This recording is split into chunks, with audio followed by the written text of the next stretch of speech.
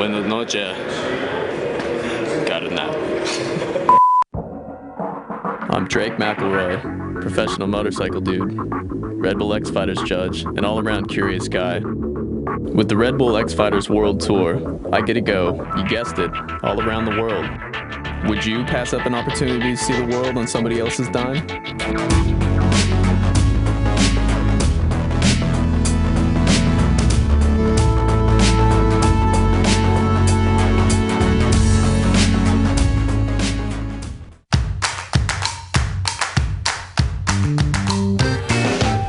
With a metropolitan population of over 21 million people, Mexico City is the largest city in the Western Hemisphere and 5th largest in the world.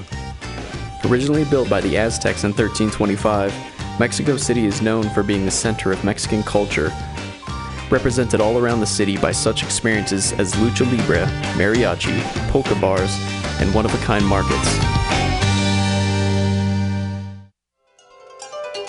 My first order of business was to visit La Botica, a bar located in Condesa, the trendy section of the city.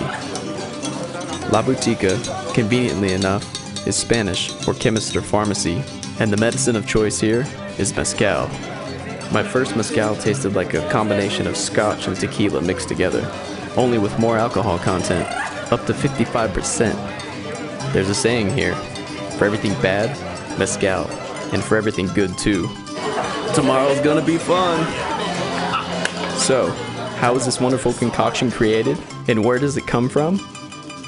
Alejandro, resident pharmacist at La Botica, was happy to detail the process. You want the gringo breakdown? The juice is extracted by straw directly from the mogui plant and is then baked in underground pit ovens on lava stones. This is the agave plant. This is where it all starts. Without this, you'd have no buzz. Then the elixir is marinated with any one of a variety of flavors. Popular flavors include hibiscus, coffee, various fruits, and even lamb. My mezcal was tasty. It made me warm and fuzzy. My lips aren't working properly. But I think that's the general effect that they're trying to achieve, so consider us achieved. Dewa, Mexico, in the books. We are going to bed. No, we're not going to bed. I'm not going to bed. Oh, I guess we're going to bed. Maybe. Anyway, I'll see you tomorrow.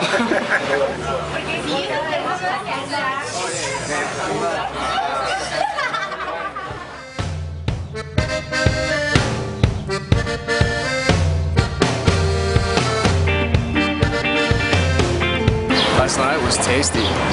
Learned about mezcal and learned about it properly. It was really good. So good that I felt awesome when I woke up this morning. I found that you find some of the best food in strange places, like truck stops in the US, which is why I decided to give Taco Truck a try. Truck tongue tacos, it's just a big muscle, right? It's like all meats.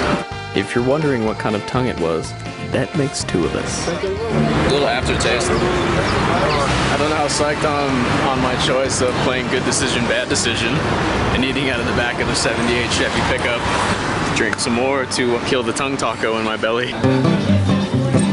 Of the 3 alcoholic beverages native to Mexico, mezcal, tequila, and pulque, there was one that I hadn't sampled, pulque. Time to remedy that. Pulque has been around for at least 1,500 years and is now sold in specialized establishments called pulquerias, where according to tradition, there is no intermingling of men and women, which kind of explains why there aren't too many young guys here. Although it comes in a variety of flavors, it's not the smoothest drink. There's some incriminating consistency.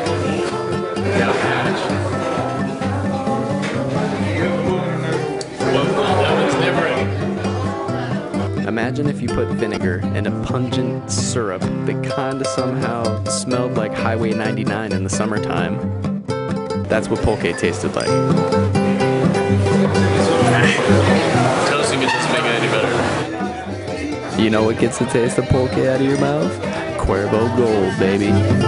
But what made up for the taste was the atmosphere. Pulqueria was a place where men could be men in all our burping and farting glory, where tall tales are told and good laughs are to be had. What should you do after a male bonding session at a pulqueria? Why, go shopping, of course. The Mercado de Sonora is known for such random merchandise as party favors. Did you notice that corn is green? Random produce, stuffed toys, and more Jesus trinkets than you could shake a stick at. Think Brian D gonna let me into the militia? Or what if you're running late on your Day of the Dead shopping? Sonora has you covered there too. Even the Grim Reaper sold out. Damn dollar. But what really makes the Mercado de Sonora so unique is that it's a one-stop shop for the occult and any herbal medicine you may need. I have a lot of sore muscles and joints and things like that. Past injuries. Mira, lo que él necesitaría sería se baña, se le aplica como un pequeño masaje en donde le duele. Magic anti-inflammatory? I'll put you to the test. Viva la Mexico! If you want this woman to hang out with you, feed her this juice. Whoops, psych. If you rub this somewhere once a day, you too can be a wealthy man. Pretty sweet in this little market. The black magic section is adjacent to the primary colored plastic toy section. Since I was in the middle of the mystical cure-all section, I figured, why not give this a try? This esoteric healer was more than happy to oblige. According to the doctor, I'm carrying a fair amount of negative energy. Who isn't? The cleansing of the herbs and cigar smoke are meant to release the negativity from within. I have no idea what this part means. Ritual cleansings like this can be linked back to pre-colonial times, stemming from beliefs from indigenous societies, such as the Aztecs and Mayans. In the end, did I feel cleansed? Honestly, maybe not. Who's to say? But I appreciated the effort. Thank you. Thank you very much. Soy un punk.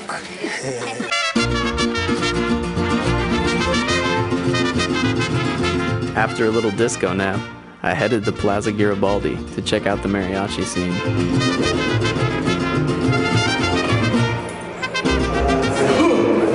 What are we about to do?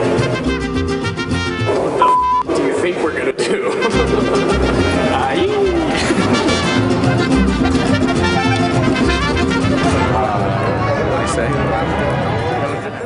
After a little convincing, and the mariachi's probably feeling bad that I got all dressed up, they were kind enough to let me jam with them.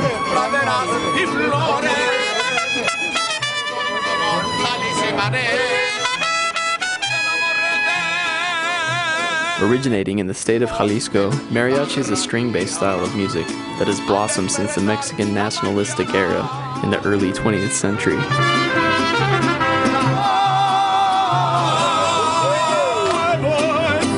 Ever see a mariachi band play without traditional attire? No, and for good reason.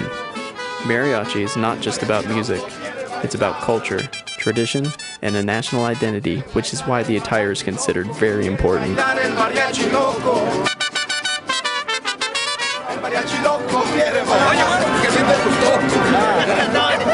After my sellout performance, well, at least the guy on the bike liked it, I needed to wet my whistle. I headed into the iconic El Tenampa restaurant, a mecca for mariachi.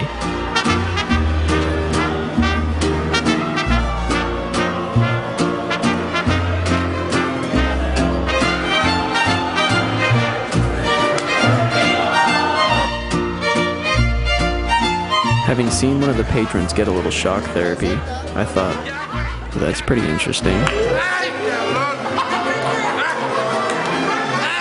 So, genius that I am, and having a brain full of tequila, I thought, I'd give it a shot.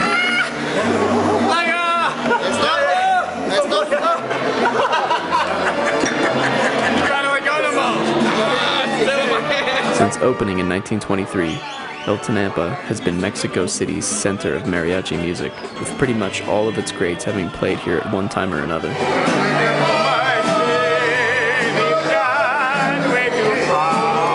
I had a pretty full day and an early morning ahead of me, so I decided it was time to find a way home.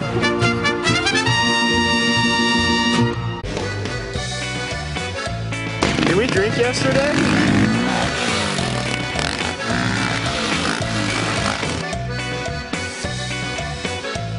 We're in the Barrio Mesa. This is the San Juan Arena, one of the oldest ones there is around. We're gonna step in for a little lucha libre. This is probably definitely the what are we doing today kind of day.